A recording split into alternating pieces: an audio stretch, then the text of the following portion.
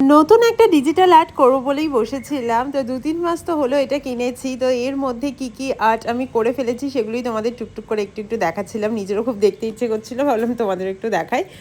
তো কয়েকটা দেখালাম তোমাদের। তো আমি অ্যাকচুয়ালি বসেছিলাম সামনে সরস্বতী পুজো, সেই উপলক্ষেই কিছু একটা আঁকবো বলে। তো তার জন্যই বেস্ট রেডি করছিলাম। সকাল থেকে উঠে আঁকা নিয়ে তো বসেছিলাম, ভাবতে ভাবতেই অনেকটা টাইম চলে গেল। তো এখন আমাকে আগে বেস্টটা রেডি করতে হবে, মানে ব্যাকগ্রাউন্ডটা আগে রেডি করতে হবে, তারপরে আঁকাটা শুরু করতে হবে। তো সেগুলো তোমাদের দেখাবো, বাট তার আগে আমাকে পুকাইকে নিয়ে আসতে হবে। সময় হয়ে গেছে, তো চলো আগে পুকাইকে নিয়ে আসি, তারপর দুপুরে আঁকা নিয়ে আসবো। পুকাইকে স্কুল থেকে নিয়ে এসে দেখি এই দুটো পার্সেল আমার জন্য ওয়েট করছে, তো এটার আনবক্সিংটা তোমাদের সাথে আমি শেয়ার করবো। বাট তার আগে আমি আঁকতে বসে গেছি দুপুরবেলাতে। প্রথমে আমি ব্যাকগ্রাউন্ডটা রেডি করছি। মেন স্ট্রাগলটাই হচ্ছে মূর্তির স্ট্রাকচারটা ঠিকঠাক করা। আমি তোমাদের বলছিলাম এই এতদিন কাজ করার পরও আমি কিন্তু ডিজিটাল আর্টে ফ্রি হ্যান্ডে একটুখানি হলেও স্ট্রাগল করছি।